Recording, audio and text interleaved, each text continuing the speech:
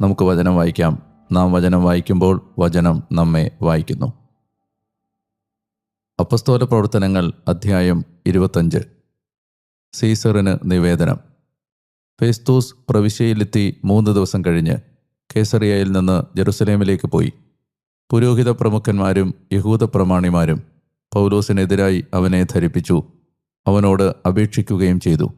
തങ്ങൾക്ക് അവനിൽ നിന്ന് ഒരു ആനുകൂല്യമെന്ന നിലയിൽ അവനെ ജെറുസലേമിലേക്ക് അയക്കാൻ അവർ അവനോട് അഭ്യർത്ഥിച്ചു. വഴിയിൽ വെച്ച് അവനെ കൊല്ലാൻ അവർ കെണിവെച്ചിരുന്നു. പൗലോസിനെ കേസറിയയിൽ സൂക്ഷിച്ചിട്ടുണ്ടെന്നും താൻ ഉടനെ അവിടെ പോകാൻ ഉദ്ദേശിക്കുന്നുണ്ടെന്നും ഫെസ്തൂസ് മറുപടി നൽകി. അവൻ പറഞ്ഞു, അതുകൊണ്ട് നിങ്ങളിൽ പ്രമാണിമാർ എൻ്റെ കൂടെ വന്ന് അവൻ്റെ പേരിൽ എന്തെങ്കിലും കുറ്റമുണ്ടെങ്കിൽ അവനെതിരെ പരാതിപ്പെടട്ടെ. 8-10 ദിവസത്തോളം അവരുടെ ഇടയിൽ താമസിച്ച ശേഷം അവൻ കേസറിയയിലേക്ക് മടങ്ങിപ്പോയി. അടുത്ത ദിവസം അവൻ ന്യായാസനത്തിലിരുന്ന് പൗലോസിനെ